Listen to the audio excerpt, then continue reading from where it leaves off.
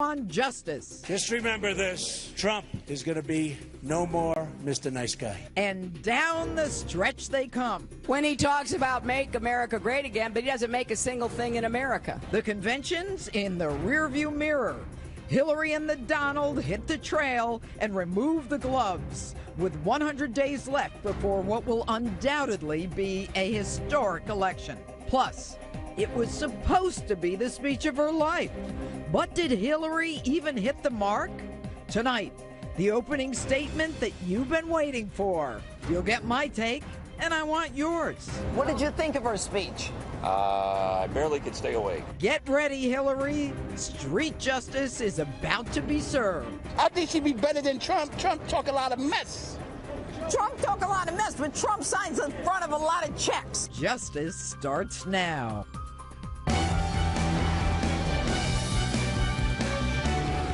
Hello and welcome to Justice. I'm Judge Jeanine Pirro. Thanks for being with us tonight.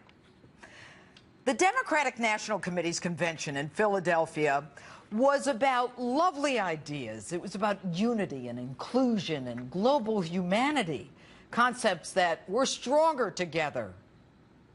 Cue the birds and the butterflies and that law library love story of Hillary and Bull. Oh, sorry, Hillary and Bill. It sounded so sweet. They're all wonderful themes. But without addressing whether you can even believe a word that comes out of Hillary's mouth, that kumbaya stuff has absolutely nothing to do with being a leader. A leader is one who drives the economy, creates a strong national defense, and is painstakingly honest. So pull your heads out of the sand and snap out of it. A leader is someone who protects you, who sets the stage so you can make a living and feed your family. What does this kumbaya fest have to do with the crisis that is facing Americans today? And whether you like him or not, Donald Trump talks about real issues. Hillary says he paints a dark, divisive picture of an America in decline. But ask yourselves, are you better off? Do you feel safer than you were before these two got into power? Is America more united than it was? Are race relations better? Is police esteem anywhere near where it was 8 years ago? It was during those Obama-Clinton years that 22 veterans a day committed suicide, not even able to make an appointment with a doctor. And whether you like him or not, Donald Trump is hitting the core issues, asking all the right questions, starting all the right conversations. A man who is willing to take on political correctness that is destroying this nation. Do illegal immigrants coming across our southern border include criminals? After 60 years, is NATO simply an organization in search of a mission? How do we stop ISIS and radical Islam in our homeland? But instead of giving him credit, we denounce him. So who are you going to believe? The one who says she has the best of intentions and a heart of gold? Don't be so naive. Even a hard-boiled egg has a heart of gold. And the last night of the Democratic convention was all theater, political theater. Even Hillary's video was Hollywood orchestrated by Shonda Rhimes, who ironically writes the TV hit Scandal about a president having an affair in the White House. And while the theater of flag waving was going on inside the convention theater, the American flag was being burned outside as Mexican and Palestinian flags were being waved. Hillary, the consummate Washington insider, tells you that she will be your savior. In my first 100 days, we will work with both parties to pass the biggest investment in new, good-paying jobs since World War II. Didn't Obama already do that? And I still haven't met one person who got one of those shovel-ready jobs. And then the next day, Hillary starts. I think that we've got to have more good jobs. We've got to raise wages. We've got to tackle inequality. We've got to make this economy work for everyone, not just those at the top. All good, except we can't believe a word of your promise. You said the same thing in 2000 when you ran for Senate from New York, promising 200,000 jobs to upstate New York, including farmers suffering from a defeated economy. Not only did you not deliver any of those 200,000 jobs, but New York suffered a net loss of 6,300 jobs. Hillary and the Make the Economy Work for not just those at the top? Aren't you the one at the top? You take your money, obscene amounts, from Wall Street. How did you go from being dead broke to being worth more than $200 million while in government? And how about that tax-free alleged 501c3 Clinton Family Foundation that's gotten more than $2 billion since you've been in office? That so-called charitable organization where it's estimated that 85% of expenses are for travel, meals, hotels, airfare for many ex-Clinton operatives, leaving 15% for charities. And I'm not even going to discuss the human rights-hating countries that gave you that money and what they got in return from you. But since more than 60% of Americans don't believe a word that comes out of your mouth anyway, let's move on to someone else. General Allen. You gotta love that four-star kick-ass Marine drill sergeant barking at the convention. To our enemies, we will pursue you as only America can. You will fear us.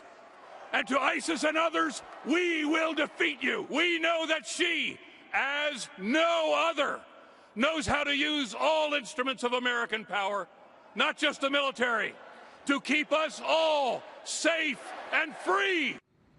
Say what? Did she lose those instruments when her ambassador and the men in Benghazi needed help? It was her use of American power as Secretary of State that started the disaster in Libya that culminated in Benghazi. It was while she was in charge of our foreign policy that the JV team ISIS barreled through Iraq and has since arrived on our homeland. It was under her leadership that the whole Middle East went into flames. General, were you even a part of the discussion that led to our early withdrawal from Iraq? Do you support the rules of engagement that tie our soldiers' hands behind their backs in Afghanistan? And while we're at it, you talk about our precious Muslims? Did you make one peep about our precious veterans dying waiting to see a doctor at the Veterans Administration? Did you object to the sequester, the reduction of our armed forces? With all due respect, General, you belittle yourself. And how about the rest of the convention? I get that we're stronger together, but do you really think it's a good idea to showcase those who came here illegally at a national presidential convention? And to showcase the mothers whose sons were killed in law enforcement confrontations? Not the least of which was the mother of Michael Brown. Michael Brown was a thug who had just committed a strong-armed robbery and reached for a cop's gun. And during the hard-fought moment of silence for cops killed by African Americans because they were white, the chants of Black Lives Matter disrespected the silence at the Democratic convention.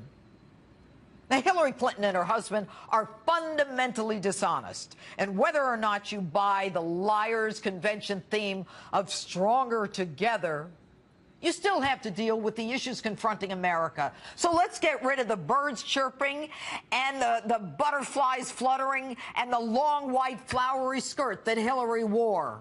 It's all political theater, folks, with lip service to themes of unity and oneness. Just to prove my point, the woman who jeopardized our national security with her private server had her emails hacked again. And for all you women out there who think that electing a female president will lift us all up, just ask yourselves if electing an African-American president lifted up the blacks in this country or made race relations better.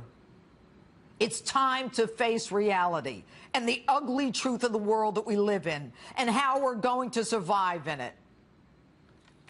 And that's my open. Tell me what you think on my Facebook page or Twitter. Hashtag Judge Janine. And with me now, my political panel to react to my open and all of the latest breaking news, Donald Trump surrogate Republican strategist Boris Epshteyn and Democratic strategist Sasha Burns. All right, guys, let's talk about the convention.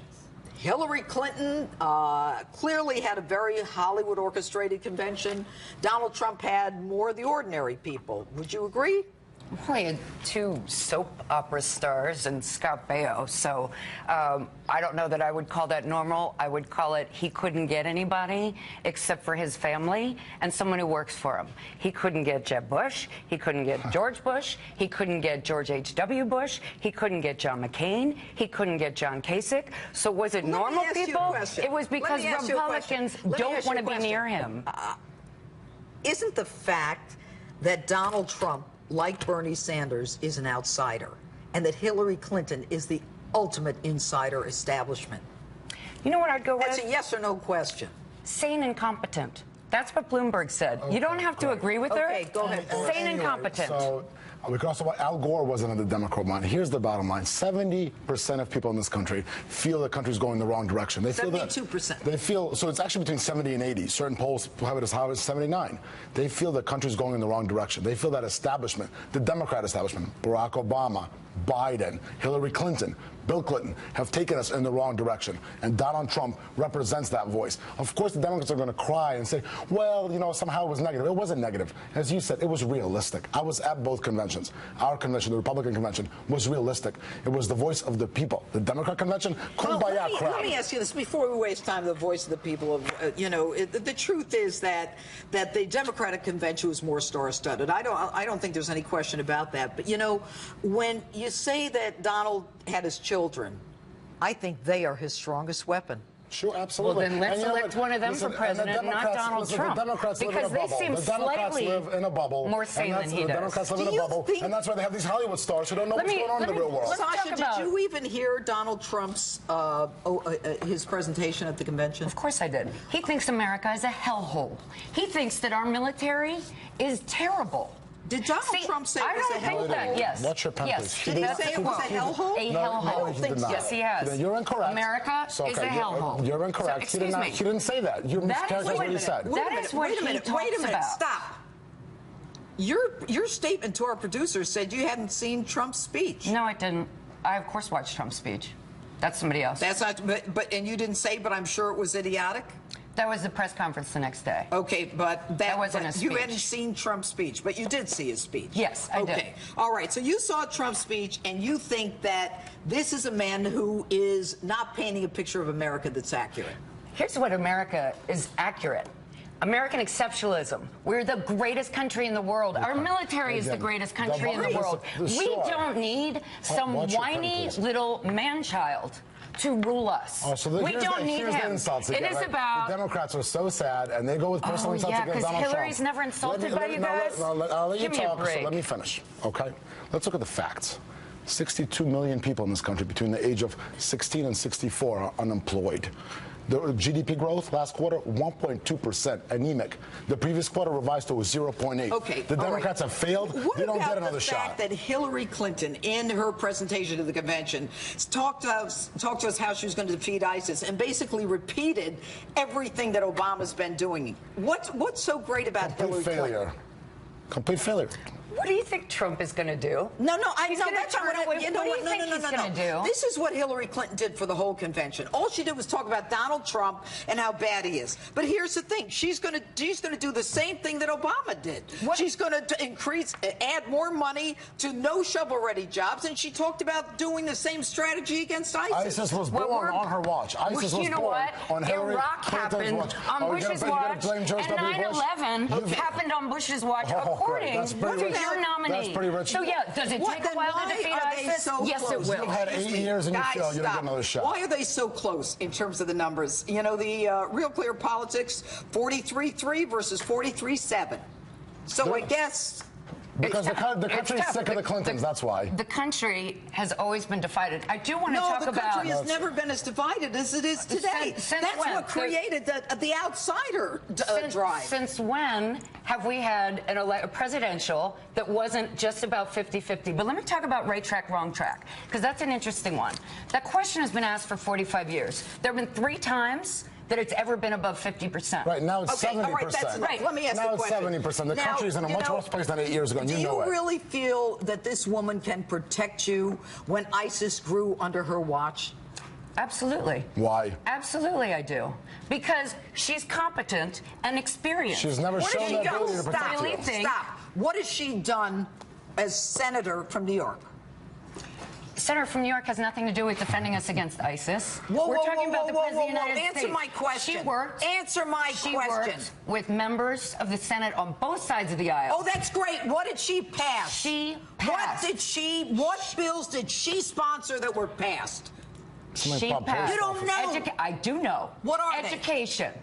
That's health insurance. Look, there are 3 bills that she sponsored that were passed. One's renaming a road, the other's renaming a post office, and the other was a resolution where we congratulate her. While she was Secretary of State, ISIS came into being. Boris Epstein and Sasha Burns, thanks for being with us. Thank you. Judge. All right, and another huge issue front and center for Americans voting in November, the economy, and which presidential candidate's plan will help your family the most. With me now is Donald Trump economic advisor Steve Moore.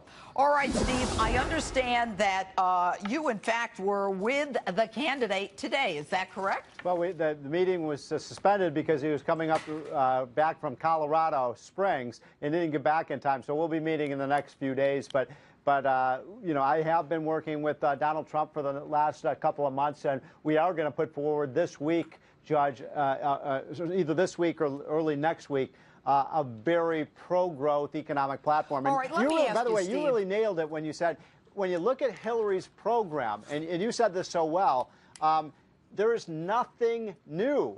In other words, what she proposed was raise the minimum wage, raise taxes on rich people, more shovel-ready projects. We've done that for 8 years. It hasn't worked. What we're going to be talking about is a really dynamic new program to get America back to work again. All right, I want to ask you about some of the things that were said at the convention by her.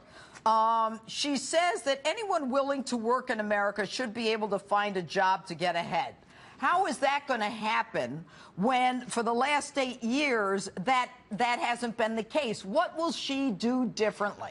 Well, that's the whole point. Nothing. I mean, I don't know about you, Judge. I didn't hear one new idea in that entire speech. Give more things away for free, raise the minimum wage, and so on. You know, what's really interesting is business, if you listen to that speech, there was very much an anti-rich people, anti-business, anti-employer theme to that speech. And the problem with liberalism, you can't have more jobs if you don't have employers and if you don't have businesses. Okay. This idea of bashing our businesses to create jobs, how does that add up? Well, yeah, and you know what? I can't believe she's part of that 1%, but that's another subject. That's true. She said the economy isn't working because democracy isn't working. What did that mean? I wish I knew what that meant, but it is true the economy isn't working. I mean, my goodness, we've had, just look at the Wall Street Journal front page today, Judge, worst economic recovery since the 1930s, since the Great Depression. That wasn't the editorial page, that was the news page. I mean, we've gotten more and more bad news. I actually think right now, Judge, that we're not in a recession, but the businesses in America are in a recession. The only thing that's keeping the economy afloat right now is the consumer. And as their wages stagnate, how much longer can consumers do this? Because we're up against a break. Yeah. What is Donald Trump going to do that can change things? We're going to do 3 things right out of the gate. Number 1, we're going to reform the tax system, biggest tax cut since Ronald Reagan. We're going to cut the business tax rate to the lowest rate in the world so those businesses come back. Number 2, we're going to have a pro-America energy policy to produce our oil, our gas, and coal. We have more oil and gas and coal than any other country in the world. We should be using it. Hillary's against that. Number 3, we're going to repeal Obamacare, and we're going to put in place something that is pro-consumer, reduce costs, because I don't know about you, Judge, but I am not saving $2,500 a year on my health insurance. Steve Moore, thanks so much for being with us. Okay, thanks. All right. And want to know about Hillary's America? We've got the guy who wrote the book and did... Democrats hiding. This is about buying and selling influence by foreign oligarchs and foreign governments. When you follow the money, there are very, very few coincidences. What if the goal of the Democratic Party is to steal the most valuable thing the world has ever produced?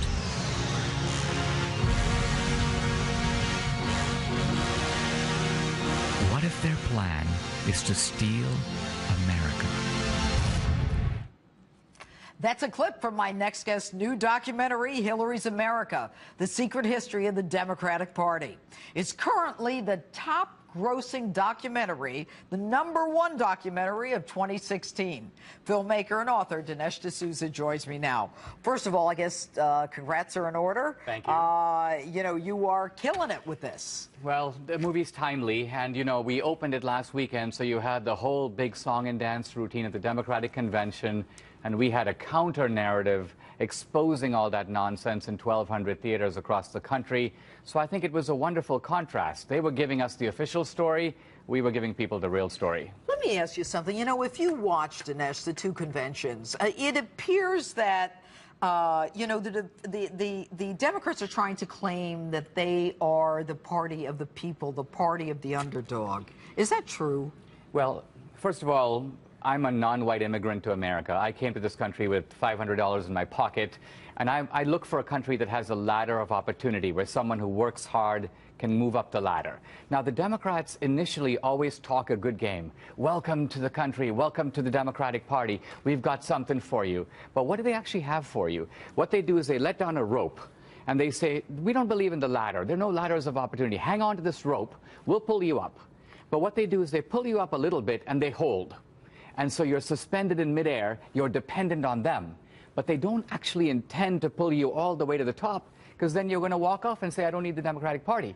And this is what they do with the blacks, this is what they do with the Hispanics. So their claim to be for the underdog is a political scheme. Their only interest is in getting those people's votes and making them politically dependent. Okay, but how do you prove that? You know, one of the questions that was asked in that little clip was, you know, what is the Democratic Party? You know, what if they weren't really doing or saying what they say they're doing? What are they doing? Well, let's look at what they've done historically. In a nutshell, what they've done historically is the Democratic Party was the party of slavery. It was the party of segregation, of Jim Crow. Every Jim Crow law, every segregation law in this country was passed by Democratic legislatures. The Ku Klux Klan was the military arm of the Democratic Party for 30 years. Now, these are facts. This is how they've actually treated minorities. But the progressives are really good at writing the history books and covering all this up. So today, if you went to the ordinary black guy and said, which is the party of the Ku Klux Klan? He'd go, well, that's Trump. That's the Republicans. The Republicans. Not true. Now, today it's the same thing. The Democrats, I think, look at the Clintons. I mean, they've been on the make since the Arkansas days. Look at Bill. I mean, they were renting out the Lincoln bedroom. They were selling pardons to big-time felons. Hillary was renting out American foreign policy as Secretary of State. She talks about commercial diplomacy. It's been very commercial for her. As someone who's an immigrant, you said you came to this country with $500 in your pocket. You know, does it crush your idea of America when you hear someone like Jim Comey, after everything that you know, come out and say, oh, you know, she didn't have any criminal intent. She didn't know. She didn't mean it. Well, Judge Janina, you know that I gave $20,000 to a college friend of mine running for the Senate, and I was locked up for 8 months in a federal confinement center under the Bureau of Prisons. Now, no American has ever been locked up for doing what I did. So then I listened to Comey, the FBI director, make the statement about Hillary, listing all the stuff that she did, and then saying, well, we don't find the requisite intent. It's so frustrating that there are the two systems of justice. Well, frustrating is a very polite word to use, given what you've been through. But do you worry about retribution? I do a little bit because I believe the Clintons are unscrupulous. And the Clintons are, there's a gangster element to them. There's a gangster element to Obama, too. But at the end of the day, Obama is an ideologue. The gangsterism is kind of the means. So he'll skirt around the immigration laws. He'll ignore the provisions of welfare reform. With Hillary and Bill, I think it's ultimately all about them. They come first. That's why they ignored Benghazi. National security comes second. Domestic policy comes second. The welfare of the Clintons comes first, and they'll put themselves ahead of everyone else. This, I think, is so obviously well known that no amount of rhetoric can camouflage it. Dinesh D'Souza, congratulations on your film, Hillary's America. Thanks for being with us. My pleasure. All right, Street Justice is still ahead tonight. I'll get your take on Hillary Clinton's speech. And next, Black Lives Matter and the general election. Fox News contributor and best-selling author Kevin Jackson joins me live to talk about how the lack of respect for the rule of law could have an impact. Lives Matter movement among those in the spotlight this week at the Democratic National Convention. So what kind of impact will law and order have on the general election and who Americans vote for in November? Joining me from St. Louis, radio host and author of The Big Black Lie, Kevin Jackson. He's also now a Fox News contributor. All right, good evening, Kevin. There was a moment at the convention when I understand it was a fought for moment of silence for the police officers killed in the line of duty, and there were chants of Black Lives Matter. Now, it appears to a lot of people that the Democratic Party was more focused on those who were killed in confrontations with cops, as opposed to cops who were just recently in Dallas and Baton Rouge killed because they were cops. Right. Well, you know, the last time they had their convention, they booed God, so I guess this is a bit of a step up if you think about it. It was pretty crass. And it's funny to me that the Democrats, the timing of this, as they like to say in politics, the optics coming off of the shootings in Dallas and Baton Rouge, that they would actually pull something like this to have the women up there, the mothers of these, and in some cases the mother of Michael Brown, who's nothing but the kid was a thug, and his mother raised a thug. And you know, there's so many things that I think about when I think about the booing or the statement that was made during the silence for the cops, but also the fact that these people were invited to speak. And that was representative of black family. I mean, when you juxtapose that to Trump, who had his family there, and the Democrats were deriding Donald Trump for having such a strong presence of family in his election cycle, they deride Donald Trump. I got to tell you, Kevin, we just had a guest here tonight who was doing the same thing, deriding Donald Trump because he had his family talk on his behalf. And I said, they're like his strongest weapons. They're real. They are proof of the pudding, but I digress. I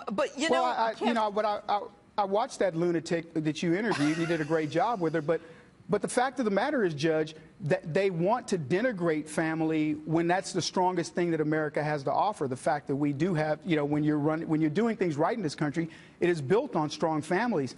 When Donald Trump's dad gave him $1 million, the left had a conniption. That's what fathers do. And the fact that Donald Trump took that money and made himself a success, that's what every parent wants for their child. But the left looks at that as, look at what he did. I mean, it's incredible. Kevin, let me ask you this. Isn't Black Lives Matter, that had its genesis in Ferguson and Trayvon Martin, Michael Brown, isn't that nothing more than an attempt to convince African Americans that they are being targeted so that it creates the opportunity to, you know, kind of round up the vote, get everybody charged up? Absolutely. Absolutely. It's yet another dog whistle with people who have no direction because they lack the support system that says, don't fall for this nonsense. My kids would never go for something like this. They wouldn't be ginned up because some kid like Michael Brown got shot on a lie, you know, the lie that was perpetrated by the left. And even in the cases where police officers do shoot people erroneously, it doesn't mean you have to go burn down your city. I mean, when you look, when you think about Black Lives Matter, Judge, none of those people could name you the last cop that was killed by name. And we're talking about one that got killed just the other day in San Diego, and now a total of like 10 in the last couple of weeks. They couldn't name you one. They couldn't name you the last black child in any city that was killed by other black people. What I find amazing, Kevin, is that they had the mayor from Baltimore at the convention. She was at the helm. And if you recall, she's the one right after Baltimore when they were burning and looting and the arsonists were out there and stealing and robbing from their own community. It's reported that she said, you know, let them blow off some steam. Right. Well, you know, she's the Susan Rice of burning down cities because she'll probably get promoted. And as you see, she was featured at the Democrat convention for being a failure as a mayor. She's already paid the family of Freddie Gray over almost $7 million. Nobody's been indicted and obviously won't at this time. She's got an incompetent... Convicted. They've all been indicted, but all those charges have been dropped. If they weren't acquitted or hung jury, the charges were, it's over. And the city gave him $6 million or $7 million before there was even a conviction. Yeah, $6.8 million before anything ever hit the streets. Not to mention, what is the toll to the taxpayers of Baltimore for the people burning down the city? So, look, it was built on a lie. It's a terrorist group, is what it is, to be honest with you. Kevin Jackson, thanks so much for being with us tonight. My pleasure. All right, I take on Hillary's speech in this week's Street Justice, still ahead. And next, how can Donald Trump capture the all-important millennial vote? I'm joined next by a political author and commentator, Sal Roff, and the battle to win votes is in full swing. So could the millennial vote end up being one of the most crucial voting blocks in this extremely tight race between Donald Trump and Hillary Clinton? Let's ask author, commentator, and a millennial, Sal Lamastra. All right, Sal, you know, the millennials, tell us exactly who they are. You know, those are 18 to 35-year-olds who have grown up the last 8 years. They've got President Obama into office, the largest, youth vote participation in 08 and 012. And, they've grown up since then. And coming into 2016, they're looking for jobs and they're looking for safety from terrorism. Okay. Now, Bernie Sanders had the majority of them, and there's been a lot of talk this week about whether or not, they're going to go with Hillary or whether they actually hate Hillary because Bernie told them that the convention and the nomination was rigged, which appears to be the case based on what happened at the DNC and Deborah Wasserman-Schultz. But more than that, where do you think they're going to go? Will they go to a third-party candidate, Johnson, or will they go to Donald Trump, or will they sit home? So this is an interesting voting bloc that is in a little bit of a flux right now. So since the Bernie Johnson endorsement of Hillary Clinton, Johnson went up about 5 points in the polls, and then after the RNC, he went back down to his 9%, which shows that Trump kind of regained some of those Bernie supporters. And you have that recent Pew poll out that says 90% of Bernie Sanders supporters are going to back Hillary. Well, that poll is false the way they did it. Because if you factor in Johnson, Jill Stein, the Green Party candidate, or people who say they just won't turn out at all, it brings down Hillary's support with Bernie Sanders supporters to 30%. So a lot of those supporters are looking for someone to fight against the rigged system. It's one of the top 4 issues for millennials this time around, especially Bernie Sanders supporters. And, that falls solely on Donald Trump fixing the rigged system and not Hillary Clinton. So it'll be interesting to see where they go, and it's a voting bloc that has to be won, has to be given attention by Donald Trump to win those. But yes, they're going to go to Johnson, Trump. How does he win millennials? What message does he have to send? So first, it's building an organization that can target them. He doesn't have anyone really running the youth vote right now, which I think will change very soon. But what he has going forward is it's all about messaging. Messaging is the most important. So Donald Trump's big thing, is dealing with, the wall. Let's just pick that one, for instance. He talks about building the wall to stop illegal immigration. Well, millennials are the most diverse generation in American history. So what Donald Trump has to do is relate that back to terrorism, which is the #2 issue for millennials. So when he talks about building a wall, it's to protect you, to, enforce homeland security. And that's how you win millennials, is messaging. If you look at the polls and with the Harvard IOP polling, millennials support most of Donald Trump's policies. They're just not being messaged correctly to win them over. Okay, and so you'd say that Donald is bringing someone on to organize the millennials? Well, I believe he will be. I mean, if you looked at his Florida speech a few days ago, he talked about coming out with a policy in the next few weeks to deal with the student loan debt crisis and the cost of education in this country. So it shows me that he is looking towards this crucial youth vote. I mean, the youth vote, I think, will go dramatically down than what we've seen in the last 2 elections. I believe it will fall under 50% participation this time around because of disenfranchised voters. But in the key swing states where the election is tied right now, those key young voters are going to be the key between Donald Trump winning the White House or losing it. More important, you believe, than the independents? The independents are a big part of the millennial generation. About, I think it's 40% identify as independents than any other party. But if you look at party affiliation with millennials, all of their #1 and 2 issues are the economy and homeland security, which is what Donald Trump triumphs in. Right. So, again, I'll go back to messaging. He has to do that messaging to win them. Sal Lamastra, thanks for being with us tonight. Thank you, Judge. All right. The wait is over. Almost. Street Justice is next. For some street justice, and this week I was back on the streets of New York to ask people what they thought of Hillary's speech. And as always, it got interesting. Take a look. What did you think of Hillary's speech last night? It was pretty good, I'm not going to lie. What did you think of her speech?